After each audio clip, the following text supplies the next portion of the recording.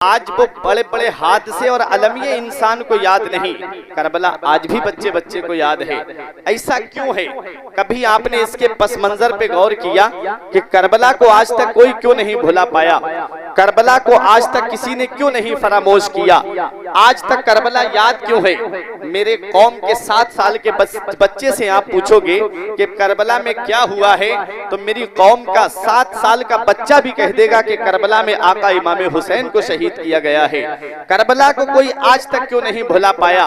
बड़े बड़े हादसे इस दुनिया में हुए, बड़े बड़े अलमिये इस दुनिया में हुए, बड़े बड़े हादसों की महफिलें सजी, लेकिन उन हादसों को लोगों ने भुला दिया। आओ मैं आपको तारीख की रोशनी में करबला बता दूं कि करबला है क्या। बड़े जिम्मेदार उलमाए किराम मिंबर नूर पे तशरीफ फरमा है, हजरत अल्लामा कुतुबुद्दीन साहिब किबला, इन हजरात की मौजूदगी में बोल रहा हूं। करबला को आप पहले समझें, फिर मैं इमाम हुसैन की अजमत और शान को आपके सामने बयान करूंगा। आपने गरनाता का नाम सुना होगा, आपने स्पेन का नाम सुना होगा। गरनाता स्पेन की सरजमीन पर मुसलमानों ने तकरीबन 800 साल हुकूमत की थी। 800 साल मुसलमानों ने हुकूमत की। यहूदियों ने सोचा कैसे मुसलमानों को जेर किया जाए, यहूदियों ने सोचा कैसे मुसलमानों को झुकाया जाए, यहूदियों ने सोचा कैसे स्पेन से मुसलमानों की हुकूमत खत्म की जाए। तो उन्होंने मुसलमानों को बिरादरी के नाम पे लड़ाया, कभी बर्बरी को मराकिस से लड़ाया, कभी तुर्की को बर्बरी से लड़ाया, और लड़ाने के बाद में जब कबीलों में बांट दिया, जब बिरादरी में बांट दिया, जब मुसलमान बिरादरी में बट गए, आपस में खून खराबा होने लगा, तब यहूदियों ने उसका फायदा उठाया। अब सुनो, यहूदियों का बादशाह जिसका नाम फर्डिनंड था, आखिरी मुसलमान बादशाह जिसका नाम अबू अब्दुल्ला था, वो उसके हमले की ताब न ला सका। बहुत बड़ा लश्कर था यहूदियों का। अबू अब्दुल्ला ने सोचा अब तो मुझे हारना ही है, मुसलमानों का कत्लेआम होना है, इसलिए उसने मुआहिदा कर लिया। इसलिए उसने समर्थन फर्डिनंड को दे दिया, और मुआहिदा ये होता है, फर्डिनंड ने कहा हम तुम्हें यहाँ पर नागरिकता देंगे, हम तुम्हारी हिफाजत करेंगे, जान माल की हिफाजत करेंगे। अबू अब्दुल्ला ने मुआहिदा कर लिया। अब पहाड़ी पे चढ़ के अबू अब्दुल्ला अपनी कौम से खिताब करता है, मेरी कौम, मैंने तेरा सौदा ऐसे शख्स के हाथ कर दिया है, अब हो सकता है मैं तुझे देख ना पाऊं दोबारा, हो सकता है कि तुम अपने इस बेटे को दोबारा ना देख सको, इसलिए हो सके अपने इस बेटे को माफ कर देना। मैंने तेरी कौम, अपनी कौम का सौदा, उनकी इज्जत का सौदा फर्डिनंड यहूदी के हाथ पे कर दिया है। ये कह के पहाड़ियों में चला गया अबू अब्दुल्ला। तारीख बताती है यहूदियों ने मुसलमानों को कश्तियों में सवार करके समंदर के दूसरे किनारे पे भेजने के लिए कहा। बीच समंदर में ले जा करके कश्तियां डिबो दी गई, मुसलमानों को समंदर के अंदर डिबो दिया गया। कितने हादसे हुए इस दुनिया में, जरा सुनो। 8,000 के करीब छोटे छोटे बच्चे बचे थे।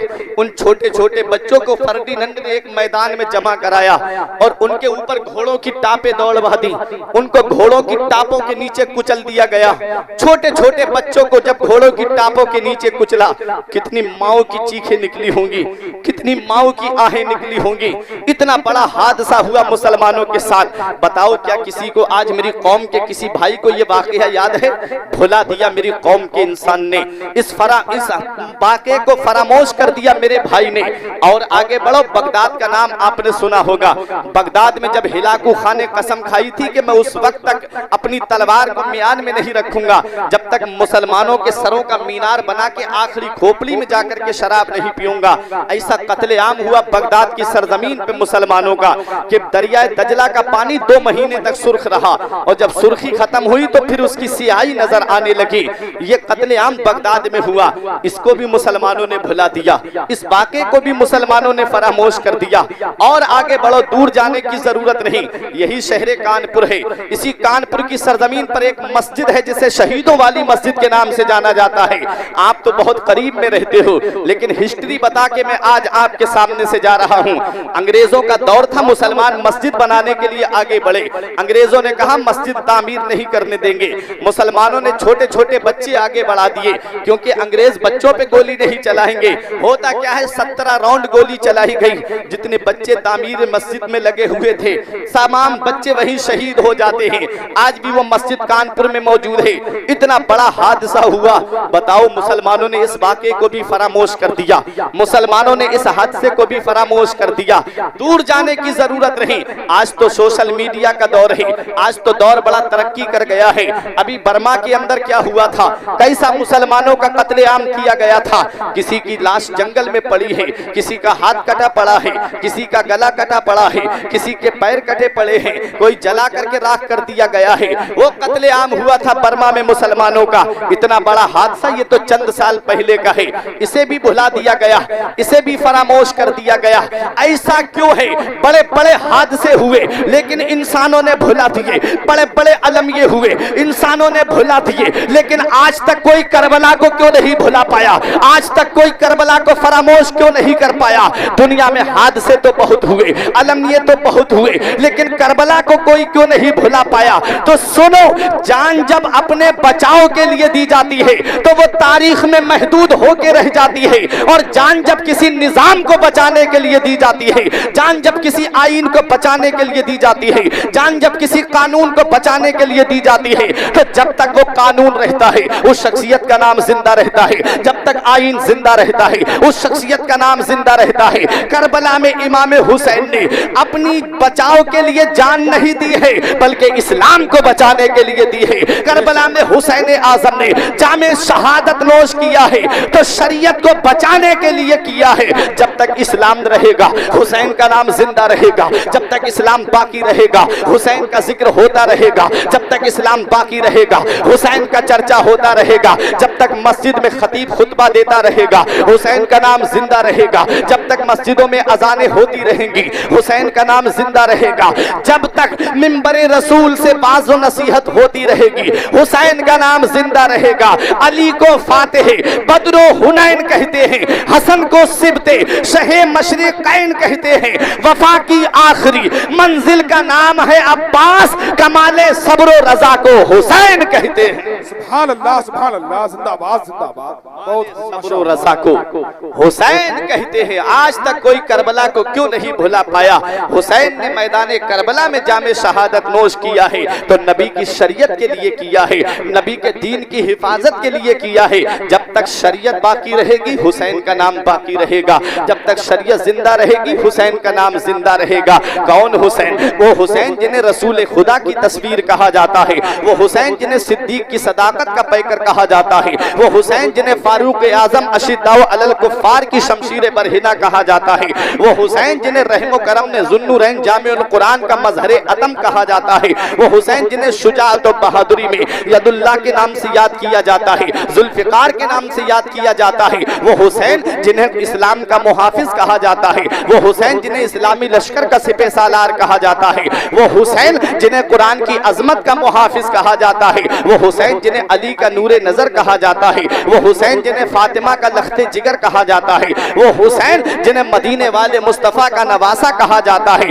दुनिया मानती है और मानती रहेगी, दुनिया जानती है और जानती रहेगी। हुसैन के नाम में 4 हर्फ हैं, हा सीन या नून, और चारों हर्फ हमें अलग अलग पैगाम दे रहे हैं। हा ने कहा हक वाला हुसैन, सीन ने कहा सजदे में सर कटाने वाला हुसैन, या ने कहा याद खुदा में मगन रहने वाला हुसैन, और नून ने कहा नाना की उम्मत को बचाने वाला हुसैन। तो यही आका इमाम हुसैन है।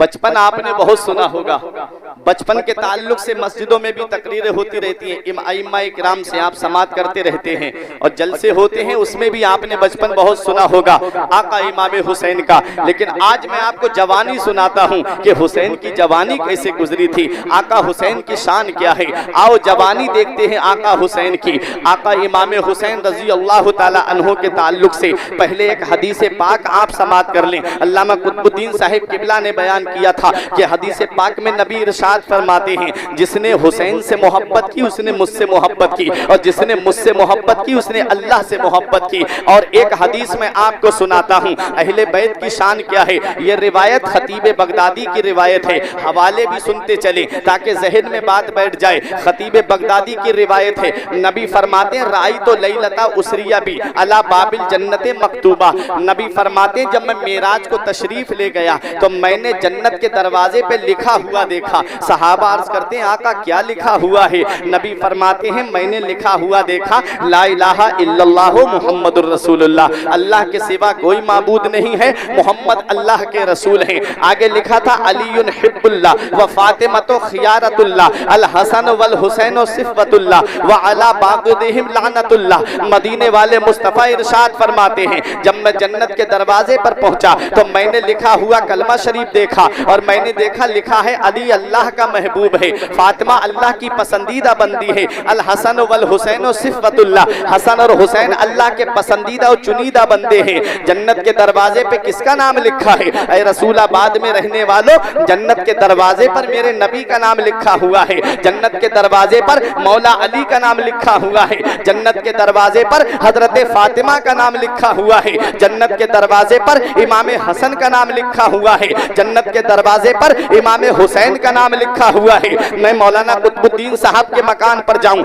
इनके दरवाजे पे लिखा है कुतुबुद्दीन मंजिल, मैं तब तक अंदर दाखिल नहीं हो सकता जब तक कुतुबुद्दीन भाई की इजाजत नहीं होगी। मैं नकीब अहले सुन्नत के मकान पे जाऊं, इनके दरवाजे पे इनका नाम लिखा हुआ है, मैं तब तक घर के अंदर दाखिल नहीं हो सकता जब तक घर का मालिक इजाजत नहीं देगा। मैं और आप में से किसी के घर पे जाऊं, मैं तब तक अंदर दाखिल नहीं हो सकता जब तक आपकी इजाजत नहीं होगी। ऐ रसूलाबाद के जिंदा दिल मुसलमानों, मुझे बताओ जन्नत के दरवाजे पर किसका नाम लिखा हुआ है? जन्नत के दरवाजे पर मेरे नबी का नाम लिखा हुआ है, जन्नत के दरवाजे पर मौला अली का नाम लिखा हुआ है, जन्नत के दरवाजे पर हजरत फातिमा का नाम लिखा हुआ है, जन्नत के दरवाजे पर इमाम हसन और हुसैन का नाम लिखा हुआ है। अरे जब तक पंजतन इजाजत नहीं देंगे किसी का बाप भी जन्नत में दाखिल नहीं हो सकता। नारे तकबीर, नारे तकबीर, नारे रिसालत,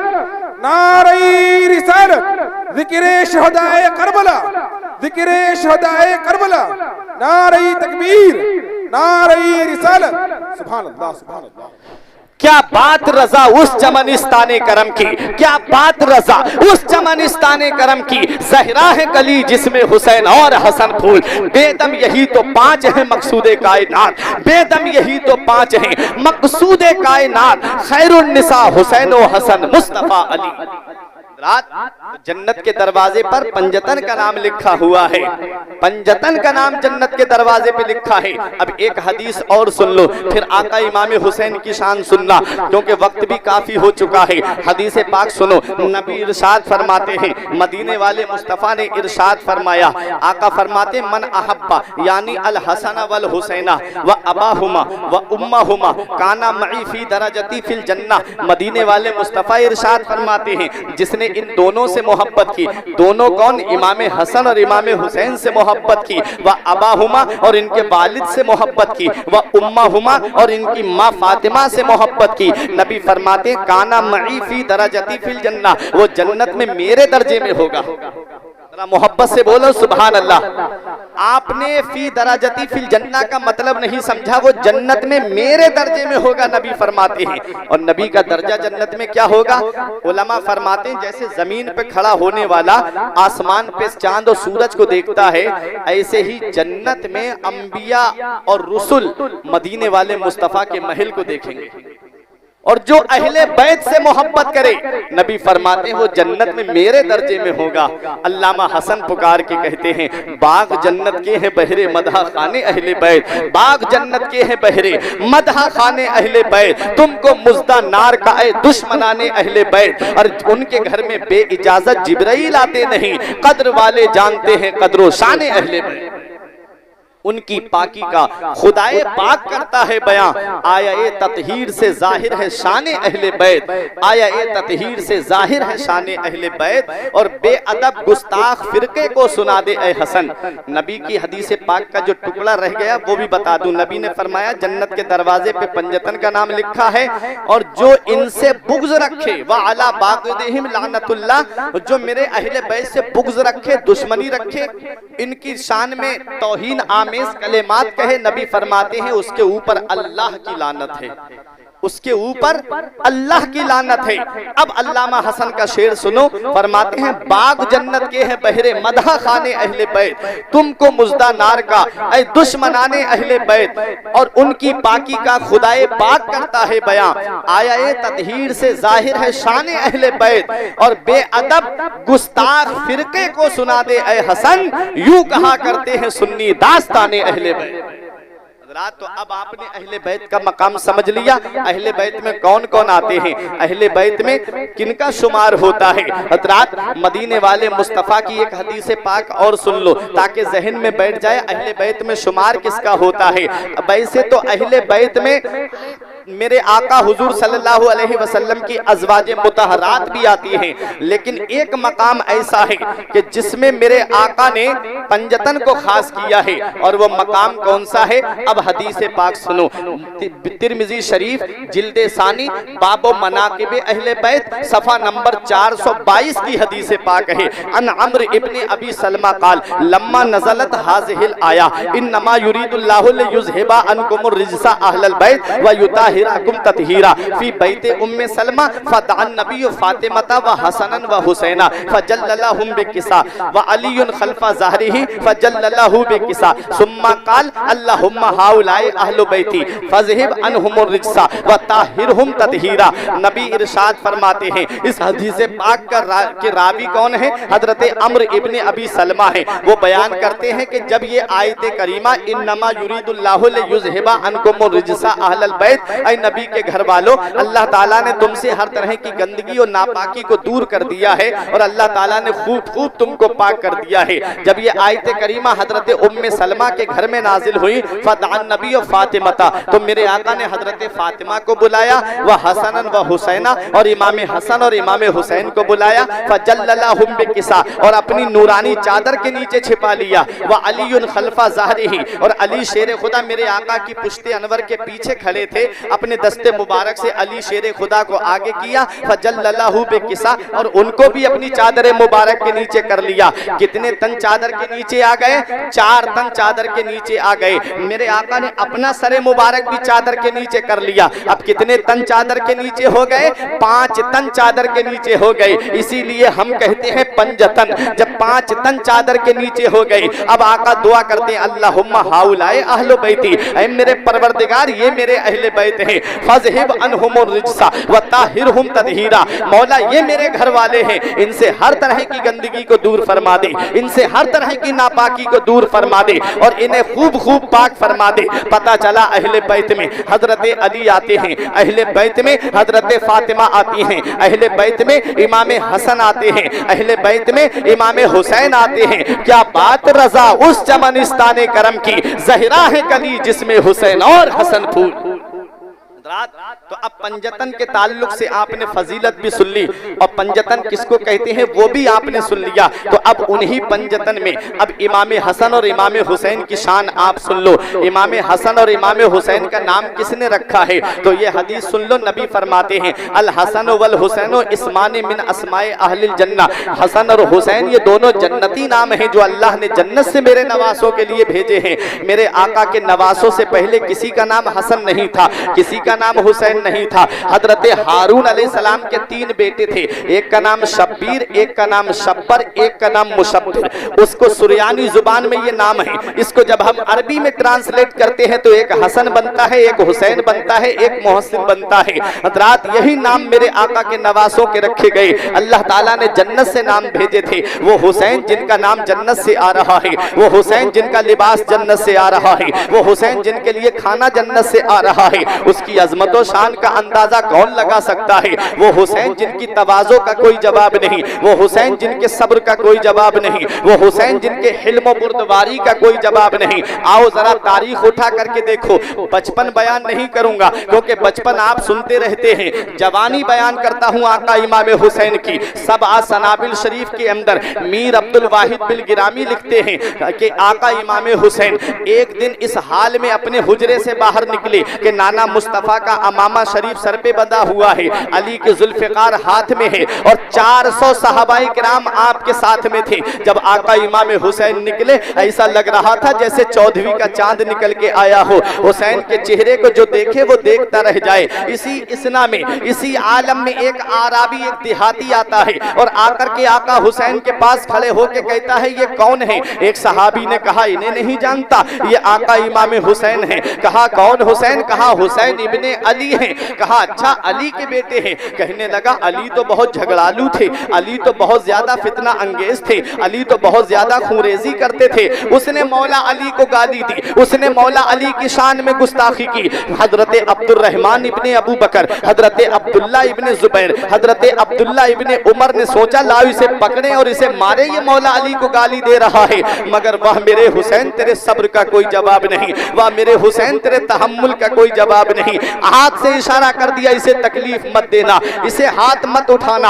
आपने उसका हाथ पकड़ के कहा ए भाई जरा ये तो बता, तू भूखा है तो बता हम तुझे खाना खिला देते हैं, अगर तू प्यासा है बता हम तुझे पानी पिला देते हैं, बता अगर तेरे ऊपर सफर की थकान का असर है तो बता हम तेरे लिए बिस्तर का इंतजाम कर देते हैं, अगर तेरे ऊपर किसी का कर्ज आ रहा है तो हम तेरा कर्जा अदा कर देते हैं। मैं आलम तसव्वुर में सोचने लगा, एक हम हैं कि अगर कोई हमारे बाप को गाली दे दे तो पहले हम उसे हाथों से मारते हैं, अगर हाथ से बस नहीं चलता तो लाठी डंडों से उसे पीटते हैं, लाठी डंडों से भी अगर बस नहीं चलता तो उसके ऊपर एफआईआर दर्ज करा के पुलिस केस कर देते हैं। और एक आका इमाम हुसैन है, ये मौला अली को गाली दे रहा है और हुसैन उसे खाना खिलाने की बात कर रहे हैं, हुसैन उसे पानी पिलाने की बात कर रहे हैं। मेरे आका हुसैन ने जब उससे ये कहा तो वो कदमों पे गिर के कहता है ए मेरे आका इमाम हुसैन मुझसे गलती हो गई, मैं नहीं जानता था आपके अखलाक के बारे में, आप मुझे माफ कर दीजिए। मेरे आका इमाम हुसैन ने माफ किया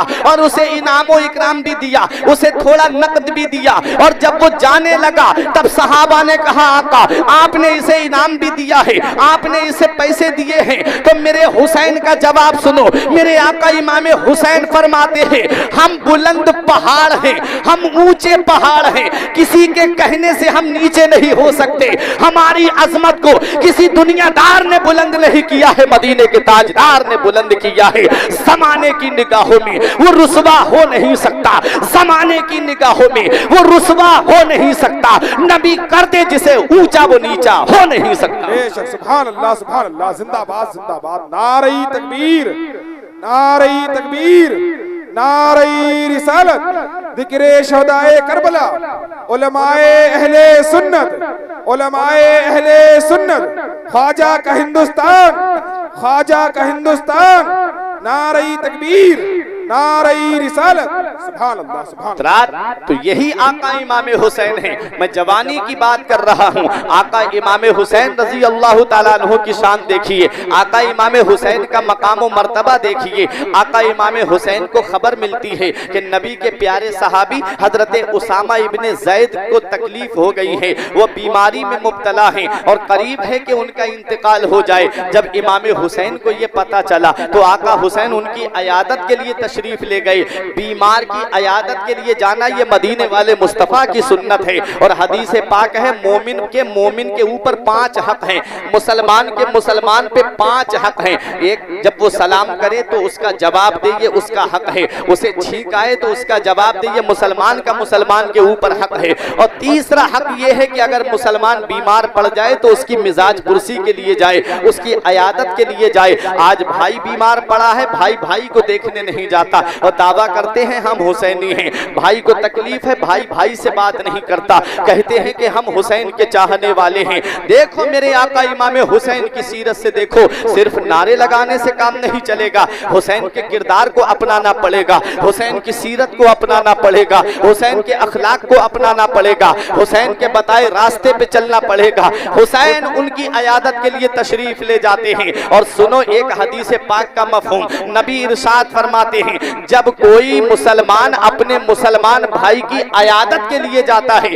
उसकी मिजाज कुर्सी के लिए जाता है, तो जब तक वो वापस नहीं आता है उसके लिए फरिश्ते मगफिरत की दुआ करते रहते हैं, फरिश्ते उसके लिए मगफिरत की दुआ करते रहते हैं। इमाम हुसैन गए हजरत उसामा इब्ने ज़ैद के पास में, तो देखा कि वो रो रहे थे, आंखों में आंसू थे। इमाम हुसैन ने कहा रोने की बात क्या है? कहते हैं आका मेरे ऊपर बहुत ज्यादा कर्ज आ रहा है, मैं वो कर्ज कहां से अदा करूं? इमाम हुसैन ने कहा कितना कर्ज है? कहा हुसैन बहुत ज्यादा कर्ज है मेरे ऊपर। इमाम हुसैन ने फरमाया तुम रो नहीं। कहा कि मैं क्यों ना रोऊं, अगर मैं इसी हाल में दुनिया से चला गया तो कर्ज खां कयामत के दिन मुझसे वो कर्ज मांगेगा और मैं वहां उसको कर्ज कहां से दूंगा, मुझे नेकियां देना पड़ेंगी। इसलिए मुझे अफसोस हो रहा है, काश मेरे पास पैसा होता, काश मेरे पास में दौलत होती, काश मेरे पास में सरमाया होता तो मैं कर्ज अदा कर देता। इमाम हुसैन ने कहा रो नहीं, आंसू मत बहाओ, तुम्हारा कर्ज हुसैन अदा करेगा, जितना तुम्हारा कर्ज है वो मैं अदा करूंगा। उन्होंने कहा हुसैन बहुत ज्यादा कर्ज है। फरमाया जितना कर्ज होगा हुसैन अदा करेगा। कहा क्या अच्छा होता कि मेरे इंतकाल से पहले मेरा कर्ज अदा हो जाता। इमाम हुसैन ने कहा लाइए नाम बताइए जिन जिन का कर्ज आ रहा है, उनका एड्रेस बताइए, मैं अभी घर जाकर के उनका कर्ज अदा करता हूँ। देखो इमाम हुसैन की शान। जब इमाम हुसैन अपने घर पे पहुंचे, खादिम को पर्चा दिया, इन लोगों को बुला करके मेरे घर पे लेकर के आ। अब वो लोग आते हैं आका इमाम हुसैन के घर पे, हुसैन कर्ज बांटना शुरू कर देते हैं। उन कर्जदारों को जब कर्ज देना शुरू करते हैं, बताओ तुम्हारा कितना कर्ज उसामा इब्ने ज़ैद पे आ रहा है? जिसने जितना बताया मेरे आका इमाम हुसैन ने दे दिया। तारीख बताती है कि 60,000 दिरहम इमाम हुसैन ने एक दिन में बांटे थे। आज के दौर के हिसाब से जब उसकी कीमत कैलकुलेट की जाती है तो वो 1 करोड़ के करीब कीमत पहुंचती है। इमाम हुसैन की शान देखो, हुसैन की सखावत देखो, हुसैन की सखावत का आलम तो देखिए। दूसरों का कर्ज 1 करोड़ आका हुसैन अपने माल से अदा कर रहे हैं। जब हुसैन ने वो कर्ज अदा कर दिया, किसी ने कहा आका आपने दूसरों का कर्ज अदा कर दिया, तो मेरे हुसैन का जवाब सुनो। आका हुसैन फरमाते हैं ये दौलत, ये पैसा, ये दुनिया है, दुनिया ये हमारे दिल के अंदर घर नहीं कर सकती। हम जो भी काम करते हैं वो अल्लाह की रजा के लिए करते हैं, अपने नाना की रजा के लिए करते हैं। आज हमारा हाल क्या है? अगर आज हम किसी गरीब के घर पे खाना भेजते हैं तो पहले सेल्फी लेकर के फोटो इंटरनेट पे अपलोड करते हैं। आज अगर किसी नेता ने किसी गरीब को कंबल बांट दिए तो गरीब को कंबल बाद में पहुंचता है, पहले फोटो खींच करके इंटरनेट पे अपलोड किया जाता है। फला गरीब की मदद करता फला नेता, फला गरीब को कंबल बांटता फला नेता, फला गरीब के घर में खाना पहुंचाता फला नेता। ये दिखावे के लिए किया जा रहा है। और कुरान क्या कहता है? वला तुब्तिलू सदकातिकुम बिल मन्नि वल अज़ा, अपने सदकात को एहसान और अज़ियत के जरिए बातिल मत करो। अगर आपने किसी को सदका दिया है, अगर आपने राह खुदा माल खर्च किया है और आपने उसको जाहिर कर दिया कि मैंने पैसे दिए हैं या मैंने गरीब को खाना खिलाया है, उसका सवाब खत्म हो जाता है। अब वो सिर्फ दिखावा रह गया, और जो चीज दिखावे के लिए की जाती है अल्लाह उसमें सवाब नहीं देता है। मेरे आका इमाम हुसैन 1 करोड़ के करीब कर्जा अदा कर रहे हैं और उसके बाद कह रहे हैं ये जो मैंने कर्ज अदा किया है ये दुनिया वालों को दिखाने के लिए नहीं किया है, बल्कि अल्लाह और उसके रसूल की रजा के लिए किया। ये है इमाम हुसैन। एक दिन हजरत अमीर मुआविया रजी अल्लाह ताला अन्हु की तरफ से 10,000 दिरहम मिले। 10,000 दिरहम की थैली थी आपके हाथ में। घर पे नहीं गए आका इमाम हुसैन, सीधे मस्जिद नबवी शरीफ में आए और मस्जिद नबवी शरीफ में आकर के बैठ गए दरवाजे पे कि कोई मिस्कीन मिल जाए, कोई गरीब मिल जाए, मैं उसे ये थैली दे दूं। आका हुसैन के दोस्त उधर से गुजरे, बैठ गए इमाम हुसैन के पास आके। आका कैसे बैठे हो? कहा कि मैं सोच रहा हूँ कोई गरीब आ जाए उसको मैं ये थैली दे दूं ताकि उसका भला हो जाए। कहा आका हुसैन तो आप इंतजार कब से कर रहे हैं? कहा काफी देर हो गया, इसी बातचीत चल रही थी, एक गरीब आ गया, मिस्कीन आ गया। हुसैन मैं बहुत गरीब हूँ, मेरे घर में फाके हो रहे हैं, आप मुझको ये कुछ मेरी मदद कर दीजिए।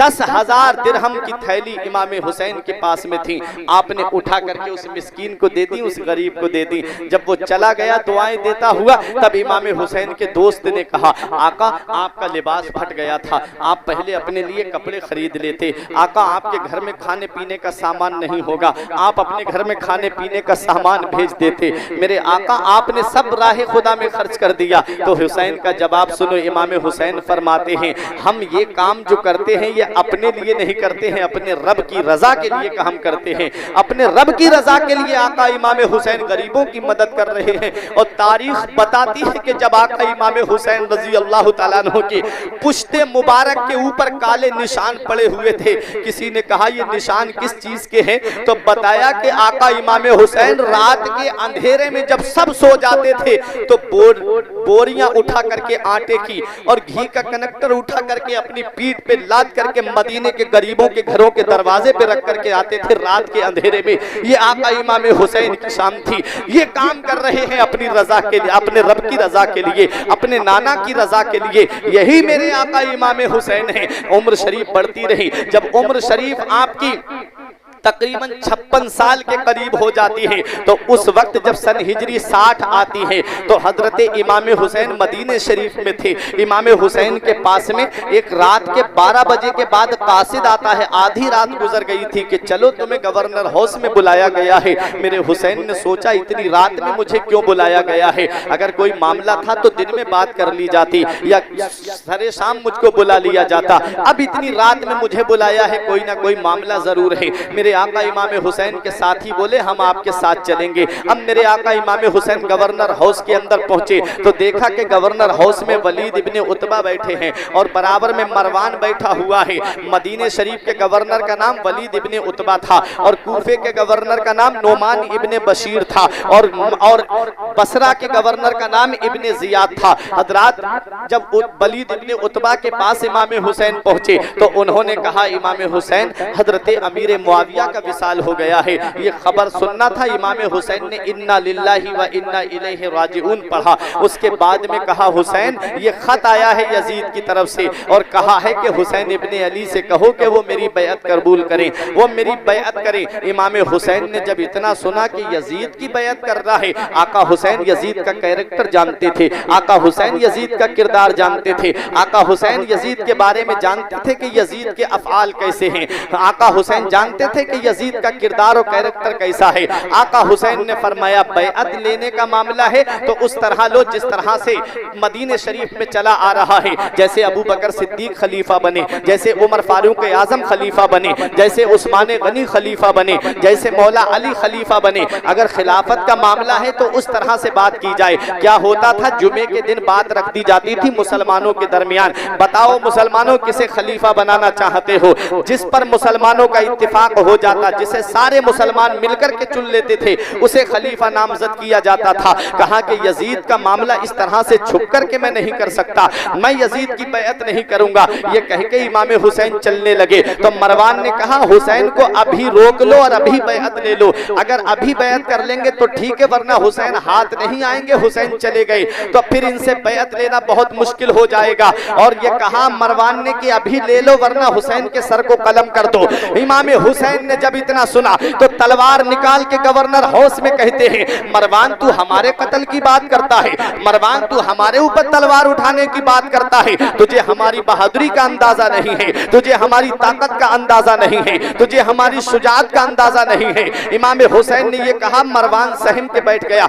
गिरगिट की तरह रंग बदलता था मरवान। और तारीख उठा करके देखो, ये उलमाए किराम जानते हैं जितनी जंगें हुई, जो लोग शहीद हुए, उनमें मरवान का हाथ निकला। हजरत उमर फारूक आजम की शहादत में मरवान का हाथ, हजरत उस्मान गनी की मोहर चुरा करके लगा करके फितना उठाने वाला मरवान का हाथ, और मौला अली की शहादत में मरवान का हाथ। तारीख बताती है करबला के वाक़े में मरवान का हाथ। तारीख बताती है इमाम हसन को जहर दिया गया, इस मामले में भी मरवान का हाथ था। लेकिन क्या किया जाए, मरवान बैठा हुआ था, ये पावर के साथ रहता था, ये यजीद की तरफ हो गया था। और मरवान ने कहा अभी हुसैन से बैअत ले लो वरना हुसैन के सर को कलम कर दो। हुसैन ने जब अपनी बहादुरी के बारे में कहा तो मरवान डर के सहम के बैठ गया। ये वही मरवान है जब ये पैदा हुआ था तो नबी की बारगाह में लेकर के लाया गया तो कहा कि इसके लिए हुजूर दुआ कर दें। नबी ने फरमाया बज़गुल इब्नुल बज़ग, ये तो गिरगिट का बेटा गिरगिट है, गिरगिट की तरह रंग बदलता था। आका हुसैन अपने गवर्नर हाउस से बाहर निकले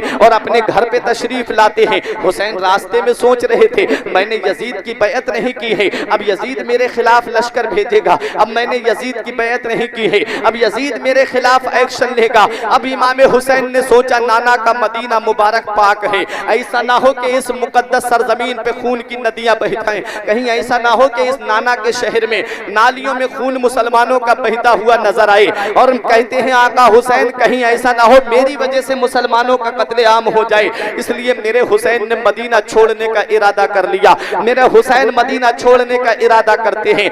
2 रातें नाना मुस्तफा के रोजे पे आकर के जागते हैं। पहली रात पूरी रात दुआ करते रहे, मुनाजात में गुजार दी।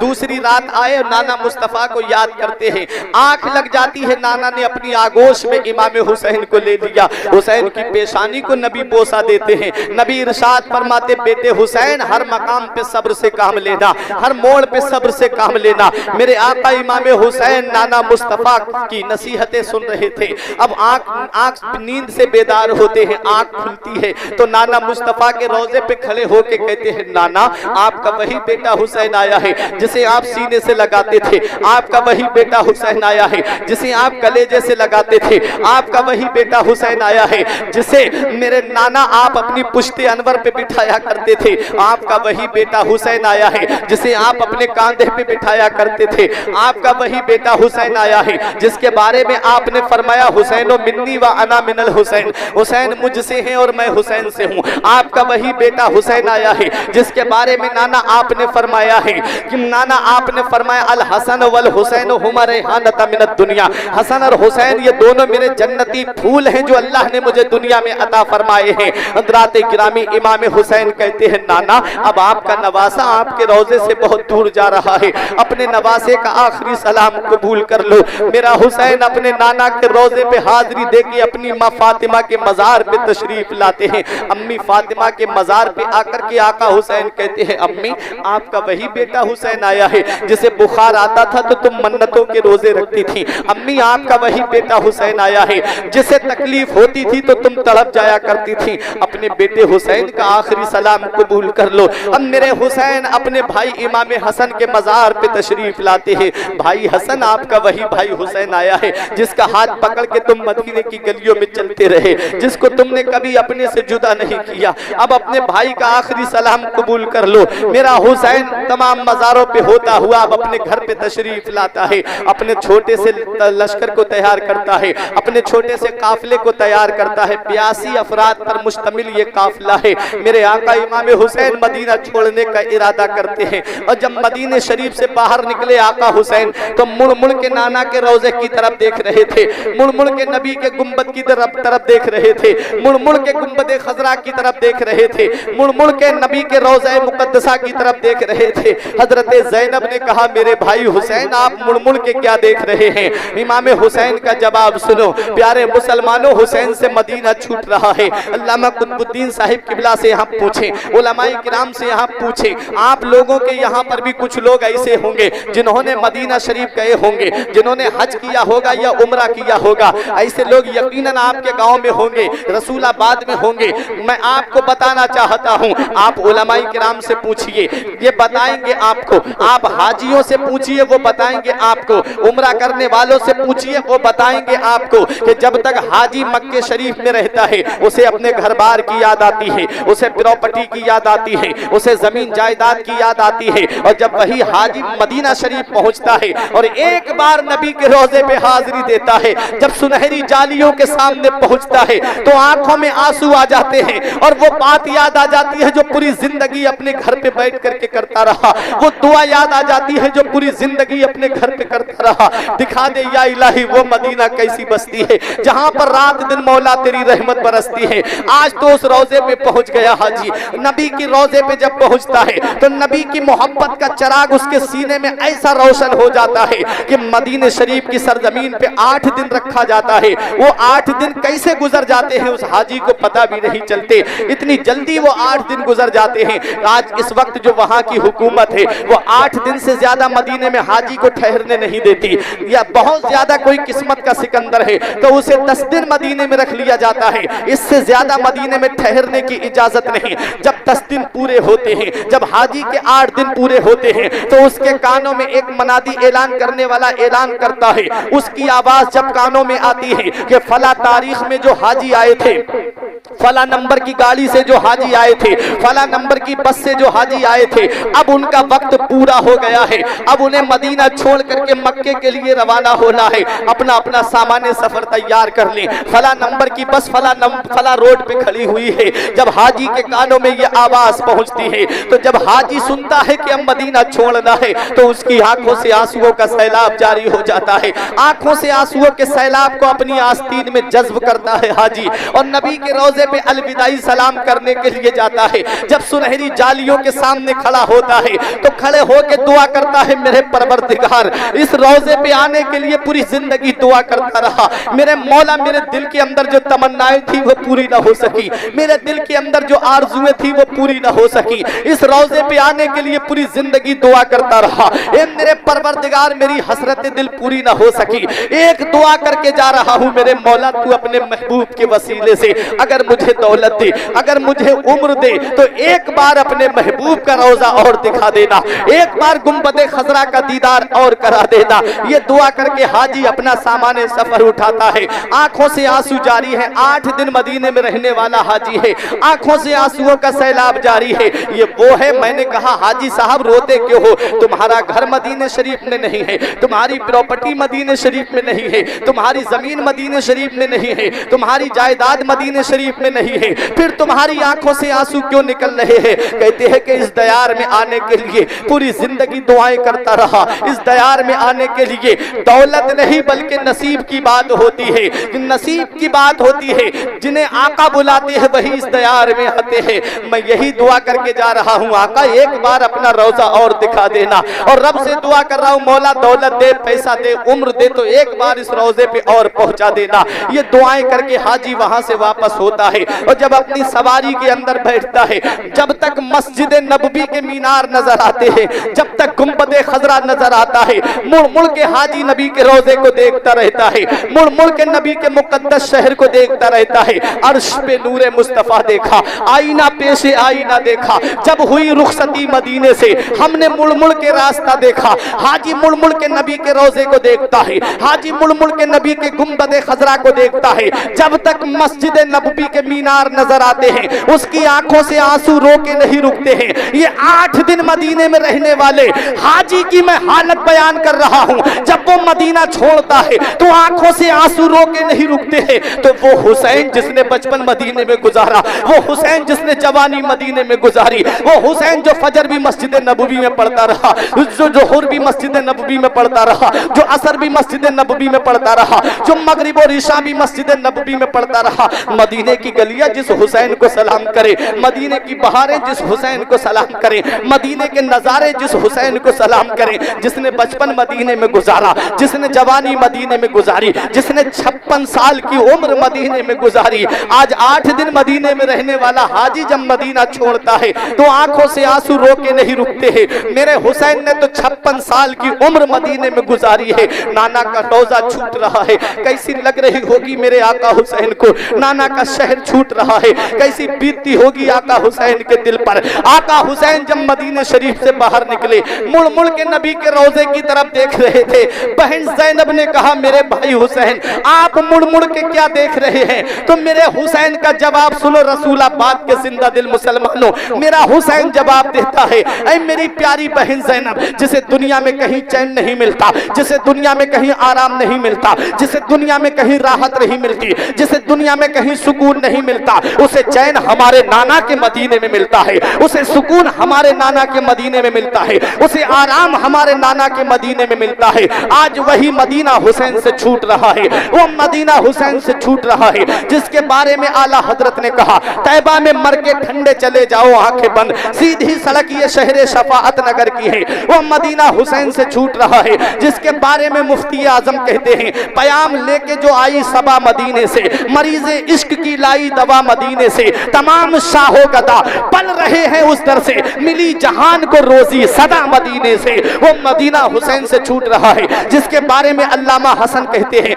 न हो आराम जिस बीमार को सारे जमाने से, न हो आराम जिस बीमार को सारे जमाने से, उठा ले जाए थोड़ी खाक उनके आस्ताने से। वो मदीना हुसैन से छूट रहा है, वो मदीना जो कौनेन का ताज है, जिसका दीदार मोमिन की मेराज है। जिंदगी में खुदा खुदा हर मुसलमान को वो मदीना दिखा दे तो क्या बात है।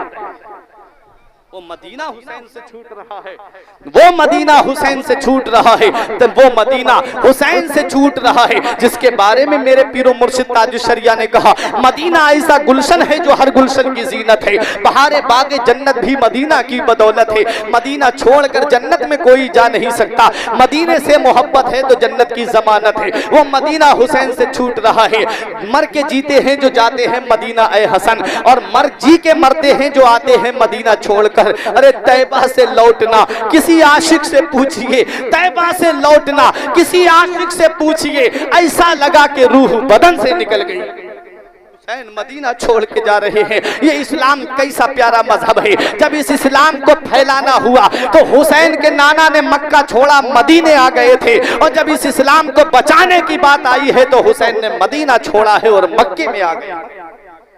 और हुसैन मक्का शरीफ से जब करबला के लिए रवाना हुए तो एक शायर ने बड़ा अच्छा मंजर खींचा था कि छोड़ कर अब तेरा आस्ताना करबला जा रहा हूँ मैं नाना, छोड़ कर अब तेरा आस्ताना करबला जा रहा हूँ मैं नाना, छोड़ कर अब तेरा आस्ताना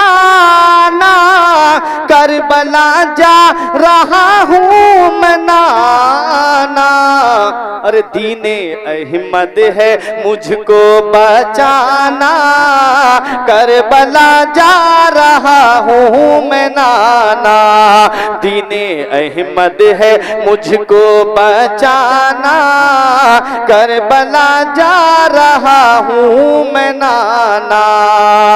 साथ निकला है भाई भतीजा सर पे बांधे कफन बच्चा बच्चा, साथ निकला है भाई भतीजा सर पे बांधे कफन बच्चा बच्चा, साथ निकला है भाई भतीजा सर पे बांधे कफन बच्चा बच्चा, हाँ बच्चा सर पे बांधे कफन बच्चा बच्चा।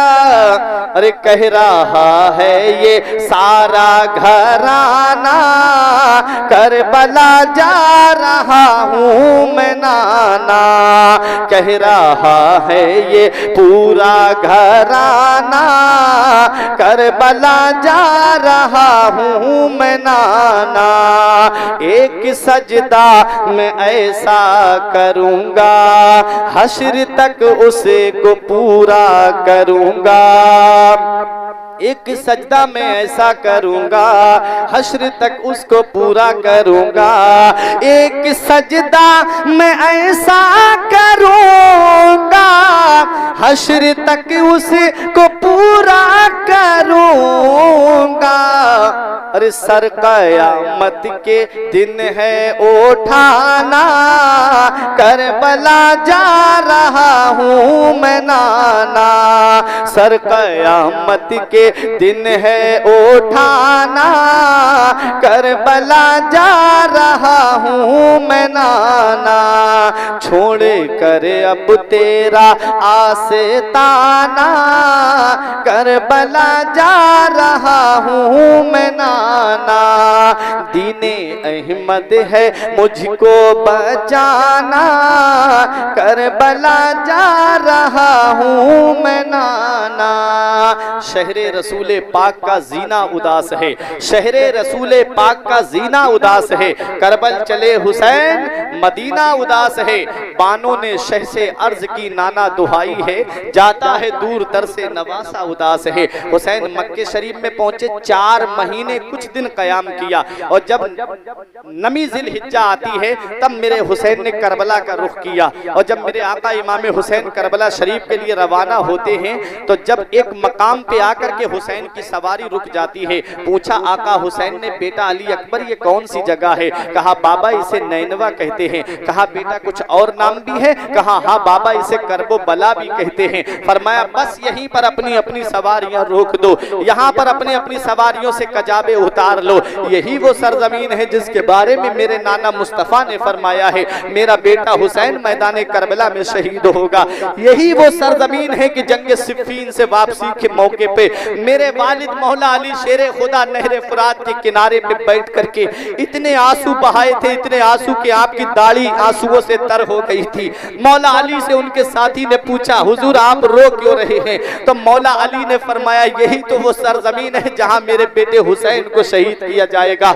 मेरे आका हुसैन 1 मुहर्रम को मैदान करबला में पहुंचे। 7 मुहर्रम मंगल के दिन हुसैन पे पानी बंद किया गया और जब आशूरा की रात आती है, आशूरा की रात यानी 9 मुहर्रम की रात जब आती है तो मेरे हुसैन ने हुक्म दिया कि जितने मर्द हैं वो सब के सब एक खेमे के अंदर जमा हो जाएं। जितने मर्द थे सब एक खेमे के अंदर जमा हो गए। अब मेरा हुसैन खड़ा होता है, फातिमा का लाल खड़ा होता है, अली का नूरे नजर खड़ा होता है और एक फसीहो बलीग खुतबा देते हैं। पहले अल्लाह की हम्द करते हैं। आप कहते हैं ए अल्लाह मैं तेरी हर हाल में हम्द करता हूँ। मौला खुशी में हूँ तब भी हम्द कर रहा हूँ, मौला गम में हूँ तब भी हम्द कर रहा हूँ। मौला मैं मदीने में था तब भी हम्द कर रहा था, मक्के में था तब भी तेरी हम्द कर रहा था, आज करबला के मैदान में जंगल में हूँ मौला यहाँ भी तेरी हम्दो सना कर रहा हूँ। उसके बाद मेरे आका इमाम हुसैन ने अपने तमाम जानिसारों के सामने खुतबा दे के कहा लोगों मैं जानता हूँ और तुम भी जानते हो कि यही वो सरजमीन है जिसके बारे में मेरे नाना मुस्तफ़ा ने फरमाया था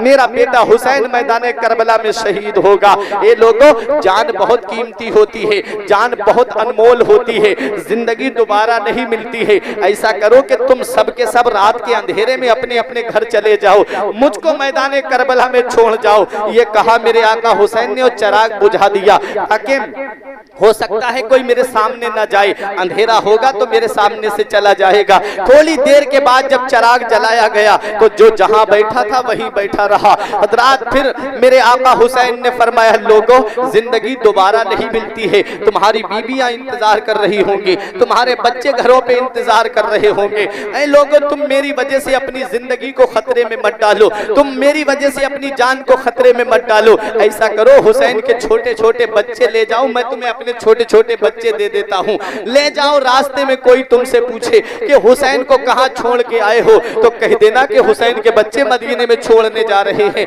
ये भी मौका मेरे आका हुसैन ने दिया, लेकिन तारीख बताती है चराग बुझाया फिर जलाया तो जो जहां बैठा था वहीं बैठा रहा। तीसरी मर्तबा फिर मेरे हुसैन ने उन्हें समझाया। जब चराग बुझाने के लिए आगे बढ़े, अल्लामा कुतुबुद्दीन साहिब किबला ने आपको हजरत हबीब इब्ने मुजाहिर का वाकया बताया था।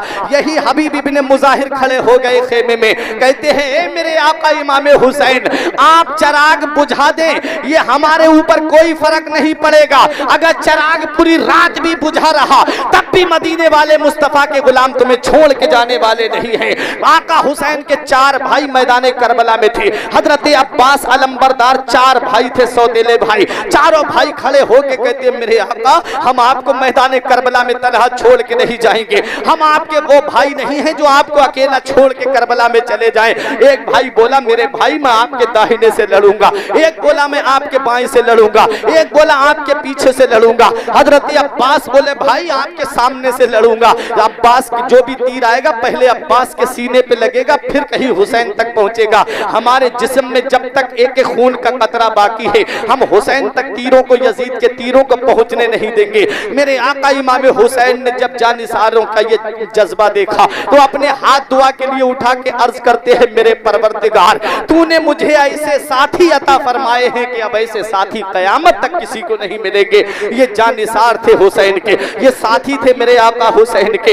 हजरत हुर ने भी आकर के इमाम हुसैन की तरफ इमाम हुसैन का साथ दिया और मेरे आका इमाम हुसैन रज़ी अल्लाह तआला अन्हु की तरफ से सबसे पहले जिसने जामे शहादत नोश किया था वो हजरत हुर रज़ी अल्लाह तआला अन्हु थे। हजरात जब जंग के तरीके शुरू होते हैं तो सबसे पहला तीर अमर इब्ने साद ने हुसैन की तरफ चलाया। ये कौन अमर इब्ने साद है? ये वही अमर इब्ने साद है, हजरत साद इब्ने अबी वक्कास का बेटा है। हजरत साद इब्ने अबी वक्कास वो हैं जिनके बारे में नबी ने फरमाया जिसे दुनिया में जन्नती देखना हो वो हजरत साद इब्ने अबी वक्कास को देख ले। और जब मैदान उहुद में अबू सुफियान के तीर आ रहे थे, हजरत साद अपने सीने पे रोक रहे थे और नबी तरकश से तीर निकाल के देते जाते। सीरत मुस्तफा में लिखा है और नबी कहते इरमे या साद फिदा का अबी व उम्मी, ऐ साद तीर चलाओ तुझ पर मेरे माँ बाप कुर्बान हो। आज उन्हीं का बेटा इमाम हुसैन की तरफ तीर चला रहा है। क्या इनकलाब बात है जमाने के। जरूरी नहीं बाप नेक हो तो औलाद भी नेक हो, जरूरी नहीं बाप मुत्तकी हो तो औलाद भी मुत्तकी हो,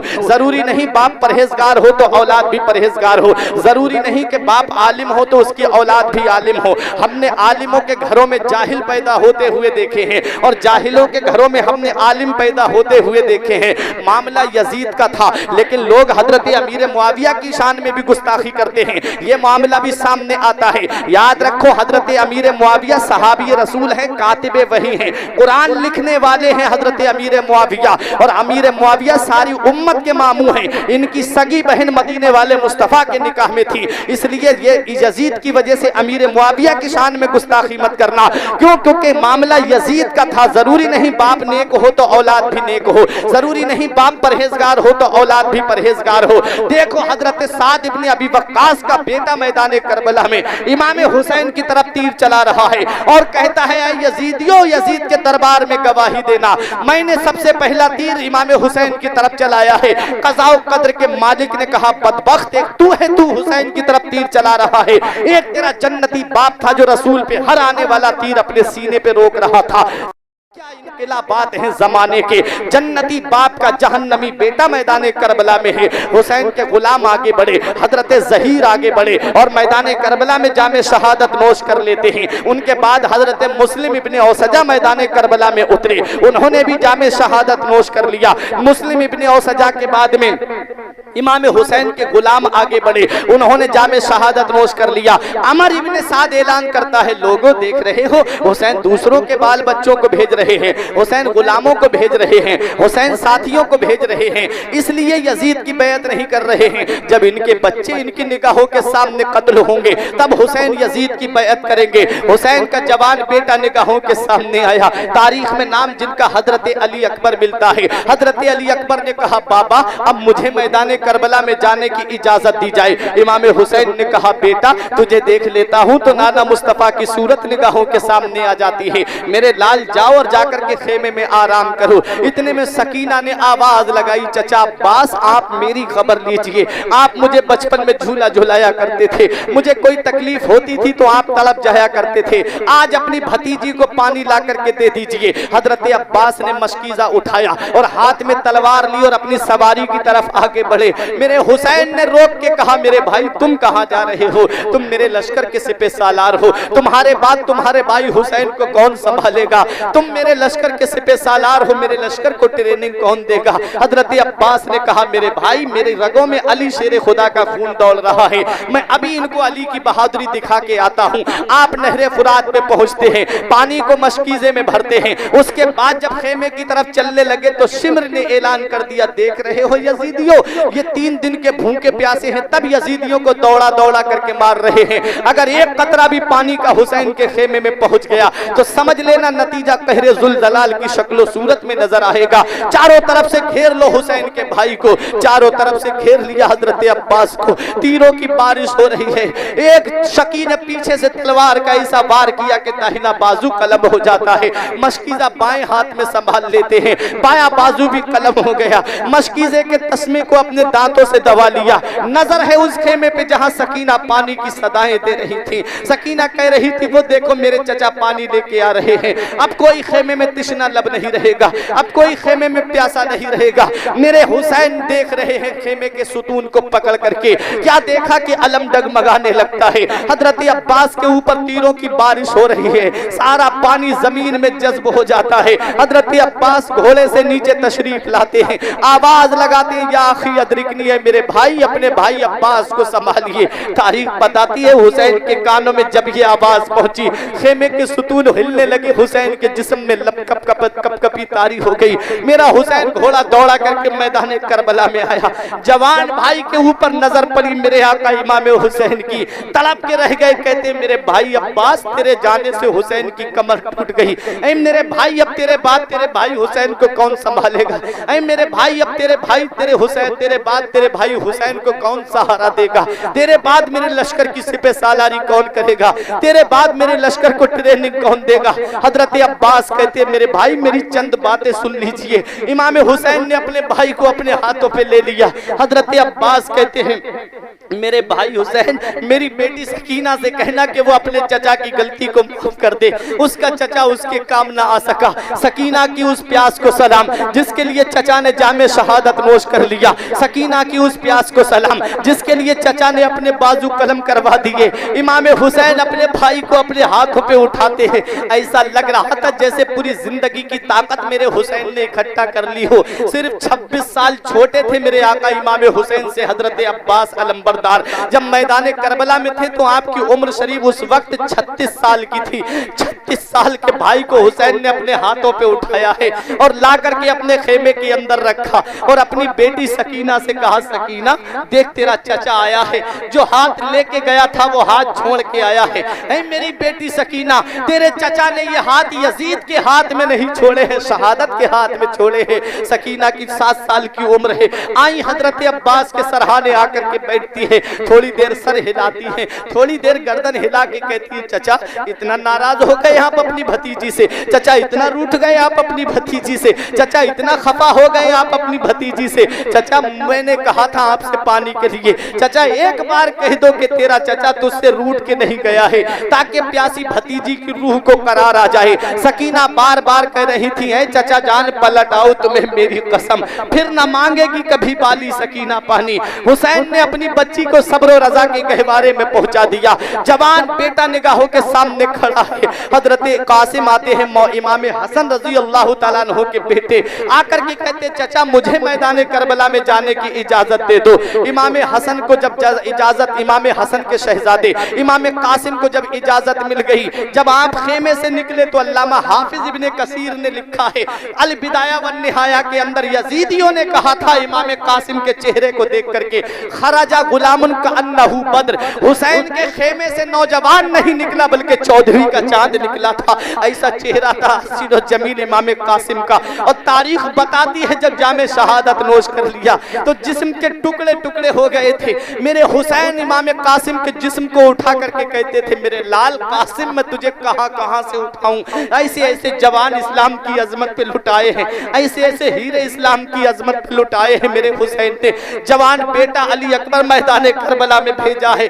आपसे मैं पूछना चाहता हूं, उन माँ बाप से पूछो जिनके बेटे फौज में भर्ती हो गए हैं और जिसके बेटे को बॉर्डर पे भेज दिया जाता है, माँ बाप 3-4 दिन तक उनके घर में खाना नहीं बनता। मेरा बेटा बॉर्डर पे गया है, पता नहीं वापस आएगा कि नहीं आएगा।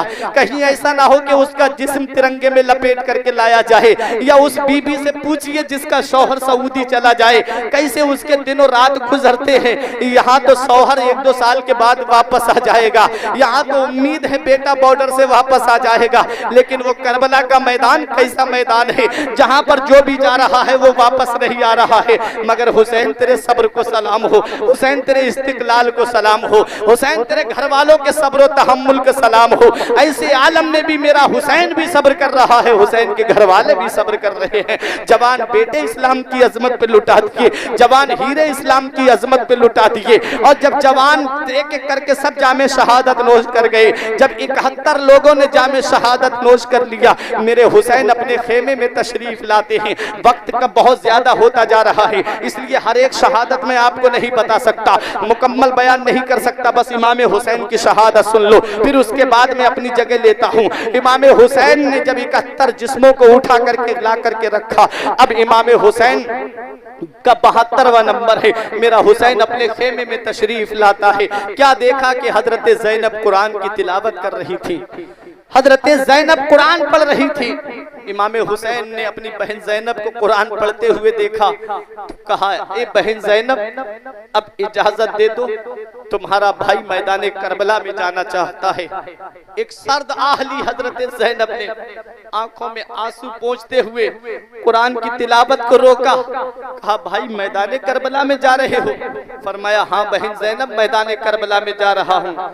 एक गठरी उठा के लाई, पुरानी गठरी, उसे खोला, खोल करके नाना मुस्तफा का अमामा शरीफ निकाला, इमाम हुसैन के सर पे बांधा।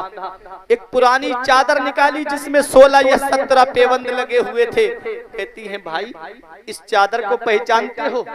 इमाम हुसैन ने जब चादर देखी तो कहा, हाँ मेरी बहन, ये चादर मैं पहचानता हूँ, ये चादर मेरी माँ फातिमा ज़हरा रजी अल्लाह ताला अन्हा की है। हजरत ज़ैनब ने कहा, भाई जब अम्मी के विसाल का वक्त करीब था तो मुझे बुलाया अम्मी ने अपने पास में और कहा, बेटी ज़ैनब तू मैदान करबला में अपने भाई हुसैन के साथ रहेगी। ऐ मेरी बेटी, जब तेरा भाई मैदान करबला में शहादत का दूल्हा बन रहा हो तो उसको अपने हाथों से दूल्हा बनाना और मेरी इस चादर का पटका अपने भाई हुसैन की कमर में बांधना।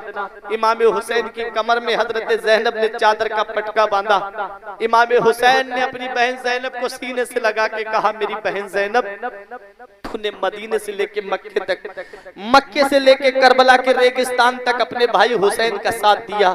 तूने करबला का खूनी मंजर देखा है, तूने भाई अब्बास के बाजू कलम होते हुए देखे हैं, तूने औलो मोहम्मद की शहादत देखी है, तूने कासिम की जवानी लुटते हुए देखी है, तूने अली अकबर की जवानी लुटते हुए देखी है, तूने 6 माह के असगर के हल्क पे तीर पेवस्त होते हुए देखा है। ऐ मेरी प्यारी बहन ज़ैनब, मेरी बेटी सकीना भी मौजूद है।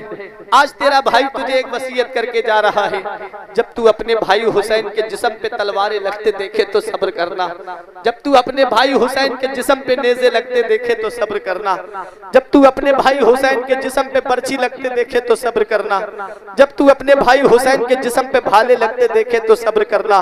तू साबिरों की बेटी है, साबिरों की बहन है, साबिरों की माँ है, लिहाजा सब्र से काम लेना। इमाम हुसैन ने अपनी बहन ज़ैनब को सब्र की तलकीन की।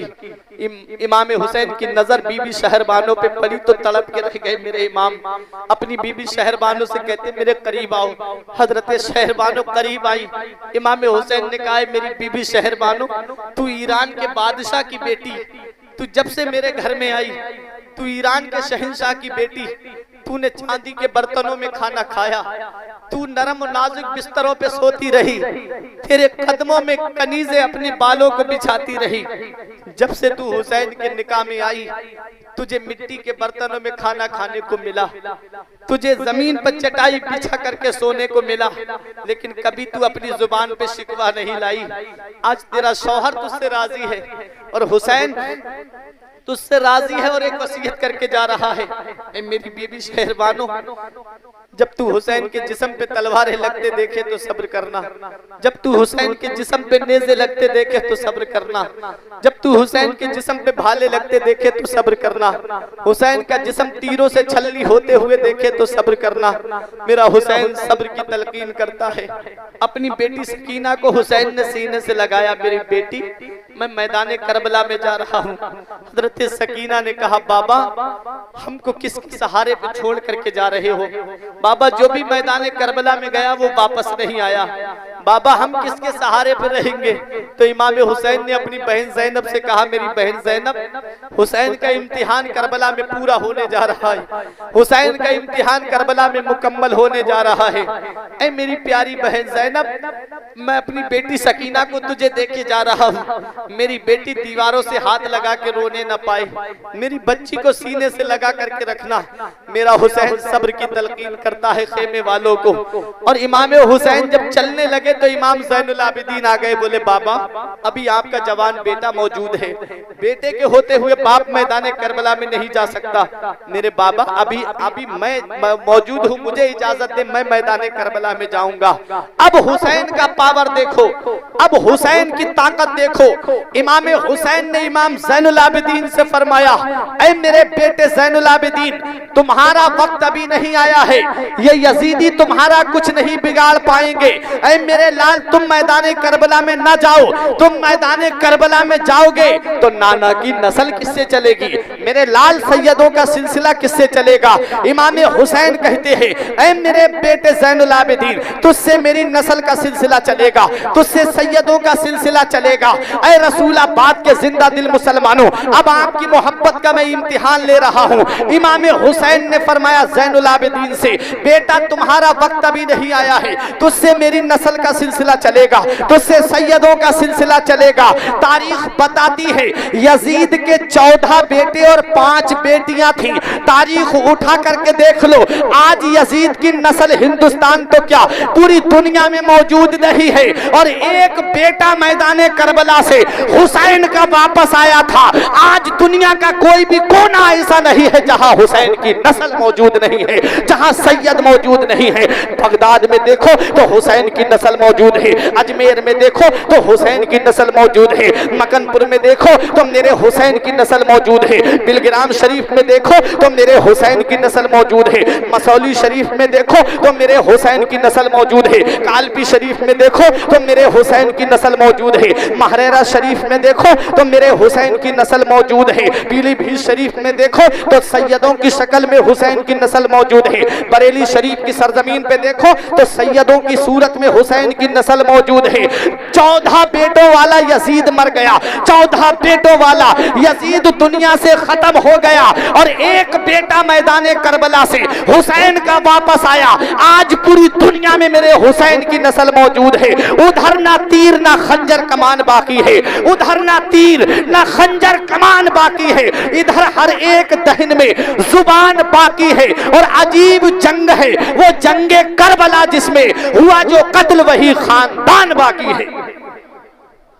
अजीब जंग है वो जंगे करबला जिसमें हुआ जो कत्ल वही खानदान बाकी है। हुसैन की नस्ल आज पूरी दुनिया में मौजूद है। तो सुनो, मैं आज आपको समझा के चला जाऊं, जो अल्लाह के नाम पे कुर्बान होता है, जो अल्लाह के नाम पे अपनी जान देता है, जो अल्लाह के नाम पे अपनी कुर्बानी देता है, अल्लाह उसकी नस्ल को खत्म नहीं करता है, अल्लाह उसकी नस्ल को बढ़ा देता है। दुनिया में 2 तरह के जानवर हैं, आपने देखा होगा, एक वो जानवर जिसे खिंजीर कहते हैं, उसकी कुर्बानी नहीं होती, और दूसरा वो जानवर है जिसकी कुर्बानी होती है, जिसे बकरा और बकरी हम कहते हैं। तो सुनो, बकरा और बकरी, बकरा ईद का जब मौका आता है, और सुनो, खिंजीर एक दफा में 12 बच्चों को जन्म देता है, 12-12, 10-10, 12-12 बच्चे पैदा करता है खिंजीर। और बकरी एक बार में 2 या 3 बच्चों से ज्यादा जन्म नहीं देती। अब मुझे बताओ प्यारे मुसलमानों, जो 12-12 बच्चे जन्म दे उसकी नस्ल आपको कहीं कहीं नजर आएगी। और बकरी, बकरा ईद के मौके पे आप देखिए, 11वीं शरीफ के मौके पे देखिए, उर्स के मौके पे आप देखिए कितने बकरे कुर्बान होते हैं।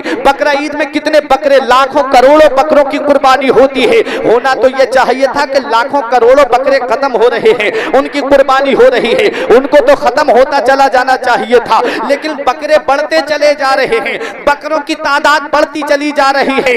इसका मतलब क्या है? मतलब यह है कि जो अल्लाह के नाम पे कुर्बान होता है उसकी नस्ल खत्म नहीं होती है, बल्कि अल्लाह बढ़ा देता है।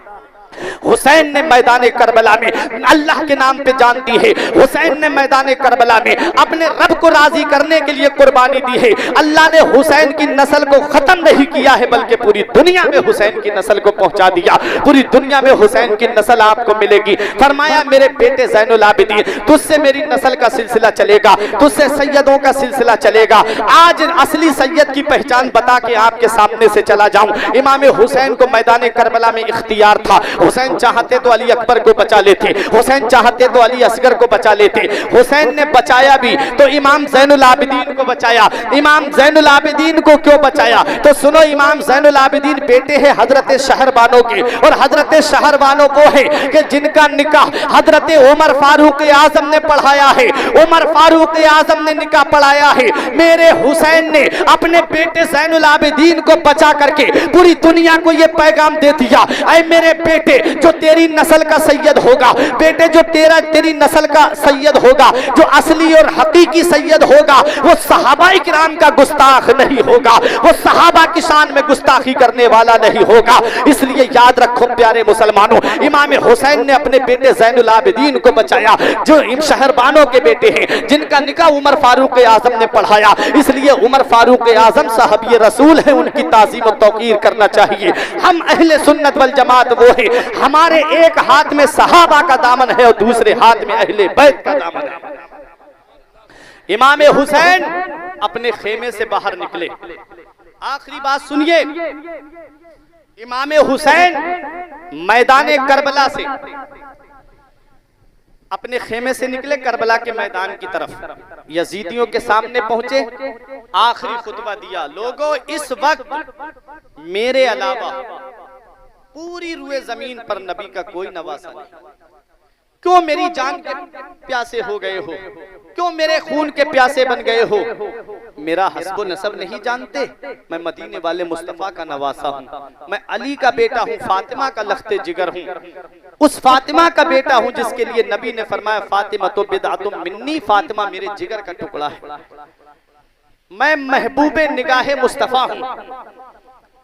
अब भी बाज आ जाओ, अली अकबर का कत्ल माफ कर दूंगा, कासिम का कत्ल माफ कर दूंगा, अब भी बाज आ जाओ। शिम्र ने कहा हुसैन ये हस्बो नसब की बातें मत करो, दो बातों में फैसला करो, या जंग करो या यजीद की बैत करो।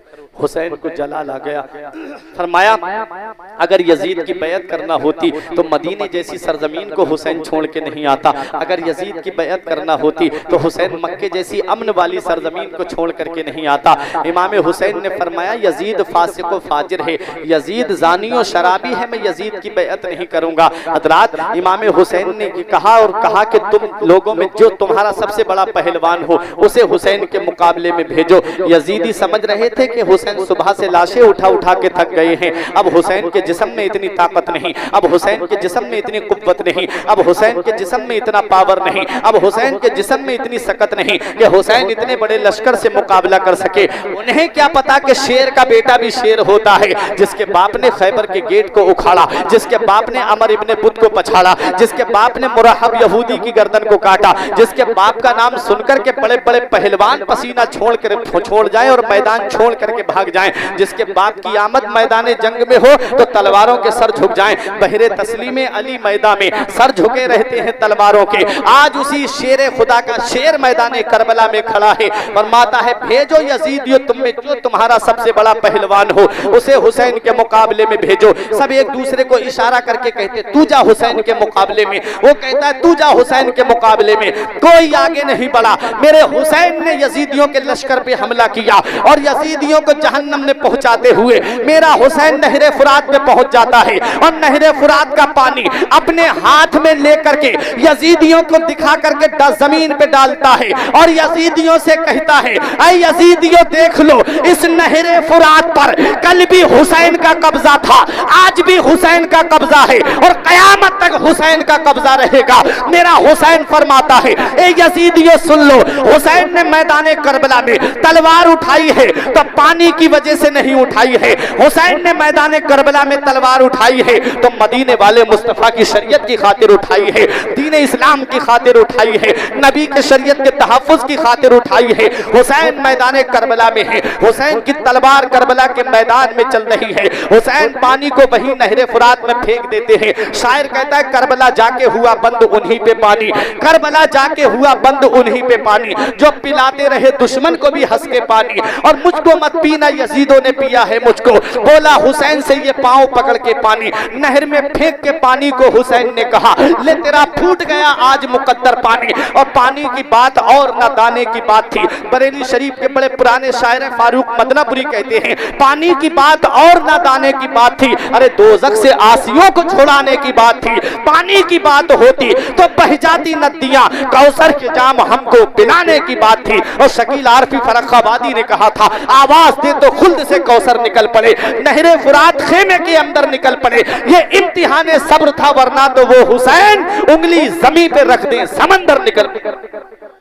हुसैन मैदान करबला में है। अब हुसैन की तलवार चल रही है, हुसैन की तलवार बिजली की तरह चमक रही है, सायका की तरह गरज रही है और गाजर मूली की तरह यजीदियों को काट रही है। अमर इब्ने साद घबरा गया, बोला अरे हुसैन की तलवार को रोको। शिम्र बोला कैसे रोकूं, सनान बोला कहां से रोकूं, खूली बोला काहे को रोकूं। करबला में 12-13 जगह से आवाज आ रही थी, अरे हुसैन की तलवार को रोको। वो तलवार जो भूख से न रुके, वो तलवार जो प्यास से न रुके, वो तलवार जिसे ज़ैनब के आंसू न रोक सके, वो तलवार जिसे उम्मे लैला का प्यार न रोक सका, वो तलवार जिसे सकीना की आहोजारी न रोक सकी, वो तलवार जिसे भाई अब्बास के कटे हुए बाजू न रोक सके, वो तलवार जिसे सकीना की प्यास न रोक सकी, वो तलवार जिसे अली अकबर की जवानी न रोक सकी, वही हुसैन की तलवार जो मैदान करबला में चल रही है। एक लम्हा ऐसा आया, एक घड़ी ऐसी आई, एक टाइम ऐसा आया कि वही तलवार चलते चलते रुक जाती है, लेकिन पानी की वजह से नहीं रुकी है, ज़ैनब के आंसू देख के नहीं रुकी है, शहरबानों की मोहब्बत की वजह से नहीं रुकी है,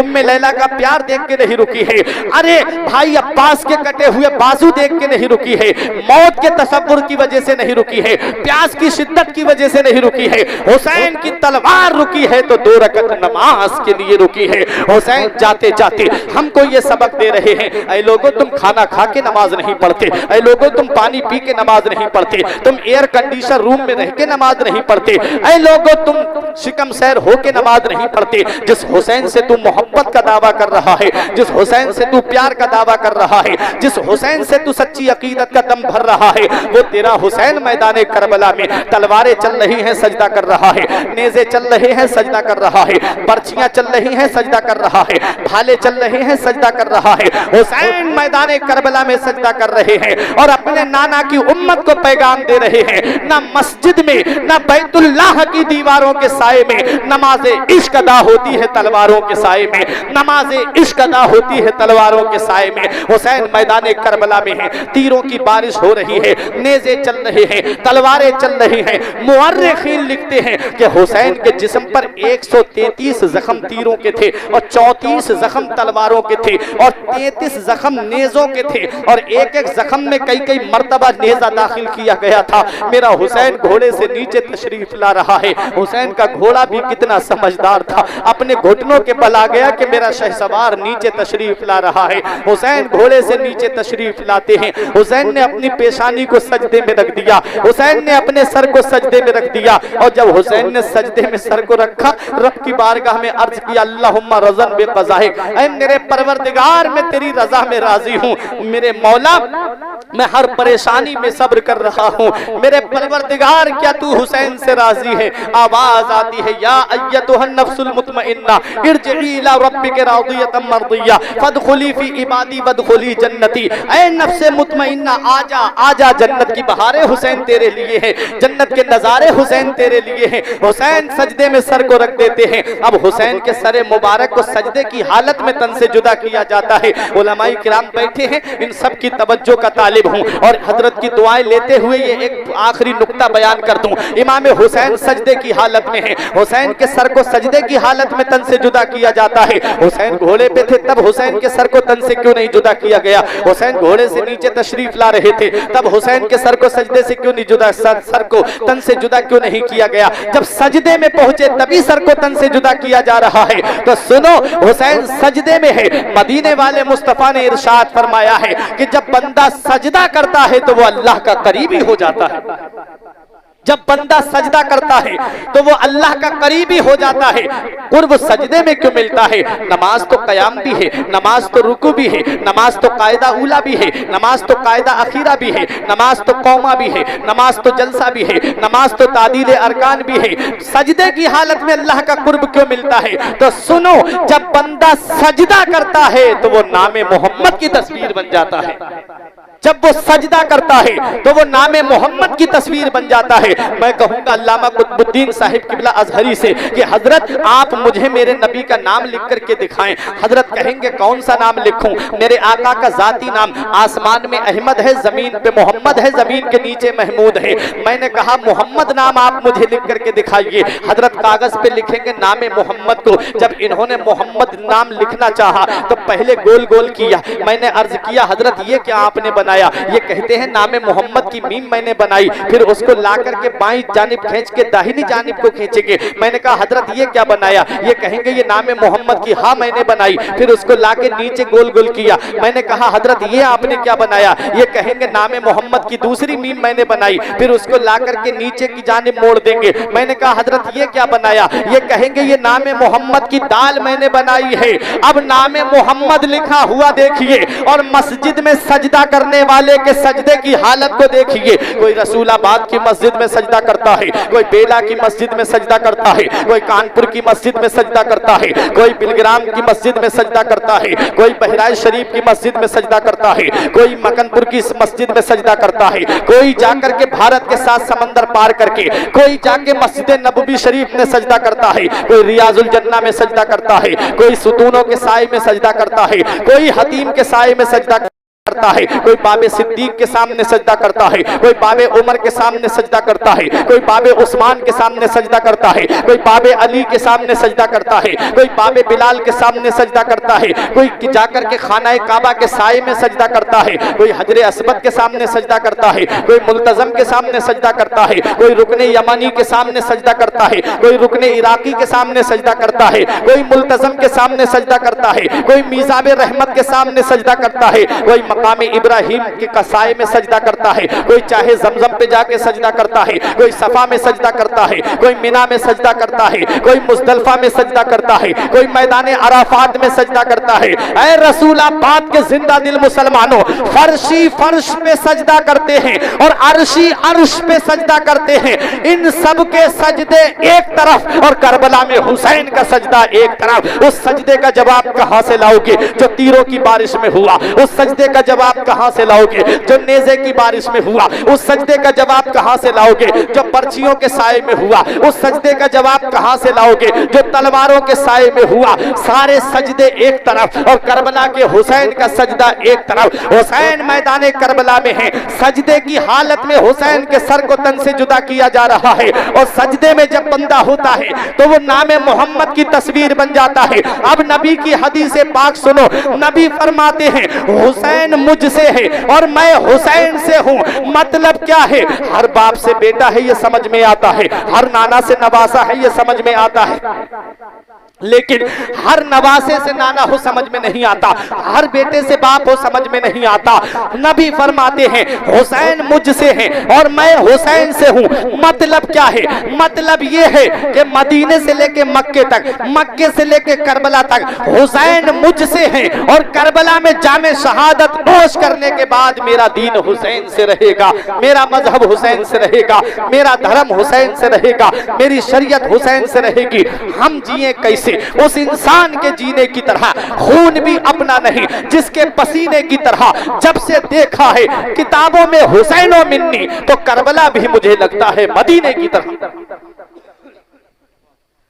जब से देखा है किताबों में हुसैनो मिन्नी, तो करबला भी मुझे लगता है मदीने की तरह। हुसैन सजदे की हालत में है, हुसैन के सर को तन से जुदा किया जा रहा है। नबी ने फरमाया हुसैन मुझसे है और मैं हुसैन से हूं। सजदे में जब बंदा होता है तो नामे मोहम्मद की तस्वीर बन जाता है। हुसैन मैदान करबला में जामे शहादत नोश करते हैं। हुसैन की लड़ाई किरदार यजीद से थी। यजीद का किरदार क्या था? आज हम अपने अपने आमाल का मुहासिबा कर लें। हुसैन की लड़ाई यजीद से क्या थी? अल्लामा हाफिज इब्ने कसीर फरमाते हैं इन्ना यजीद कद इश्तहरा बिल मआजिफ। इमाम हाफिज इब्ने कसीर फरमाते हैं कि यजीद शराब पीता था। यजीद शराब पीता था। यजीद मआजिफ का लफ्ज आया है, इसके दो माना आते हैं। एक वो जो साइज बचाने का आला होता है, संगीत जिसे हम लोग बोलते हैं। उस दौर में संगीत का तो रस्म रिवाज नहीं था जो आज है, उस दौर में दफ से काम चलता था, दफ बजाई जाती थी। यजीद राग बाजों का रसिया था, यजीद गाने सुनने का रसिया था और यजीद शराब पीता था। यजीद तारिकुस सलात नमाज छोड़ देता था। यजीद सगी बहन के साथ निकाह करने की बात कर रहा था। यजीद महरमात को हलाल बताता था। ये इमाम हुसैन के सामने यजीद का किरदार था। अब जरा अपने अपने आमाल का मुहासिबा करो। वो इंसान क्या हुसैनी हो सकता है जो शराब की बोतल हाथ में लेकर के शराब पी के कहे कि मैं हुसैनी हूँ? क्या वो इंसान हुसैनी होने का दावा कर सकता है जो नमाज छोड़ के कहे मैं हुसैनी हूँ? हुसैन नमाज छोड़ के कहे कि मैं हुसैनी हूँ।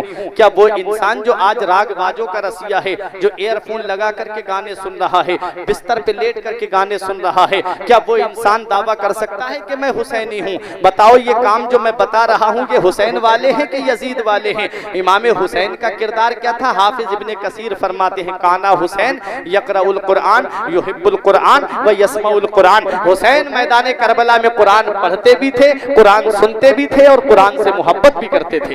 हुसैन का किरदार नमाज की पाबंदी, हुसैन का किरदार कुरान की तिलावत। अब मुझे बताओ प्यारे मुसलमानों, आज मुसलमान सिर्फ जुबानी दावा कर रहे हैं कि किरदार यजीद का अपनाए हुए हैं और दावा हुसैन की मोहब्बत का है। इसलिए ऐसा दावा मत करना कि कयामत के दिन हुसैन तुमसे अपना चेहरा फेर ले। हुसैन के सच्चे दीवाने बनना, हुसैन के सच्चे आशिक बनना, हुसैन के सच्चे गुलाम बनना, गाने बाजों से दूर रहना, जुए शराब से दूर रहना और नमाज की पाबंदी करते रहना, मस्जिदों को आबाद करना। हुसैन का आखिरी पैगाम यही था कि लोगों देख लो, हुसैन मैदान करबला में 3 दिन का भूखा प्यासा है, तब भी नमाज को नहीं छोड़ रहा है। अगर वाकई तुम्हें हुसैन से सच्ची मोहब्बत है तो नमाज की पाबंदी करना, हुसैन से सच्ची अकीदत है तो नमाज की पाबंदी करना, हुसैन से सच्चा प्यार है तो मस्जिदों को आबाद रखना। मेरा हुसैन कल भी जिंदा था, आज भी जिंदा है और कयामत तक मेरा हुसैन जिंदा रहेगा। अब जरा रसूलाबाद वालों हाथ उठा के बताओ हुसैन जिंदा है कि नहीं है? हाथ उठा के बताइए हुसैन जिंदा है। अब अपने अपने हाथ नीचे कर लो।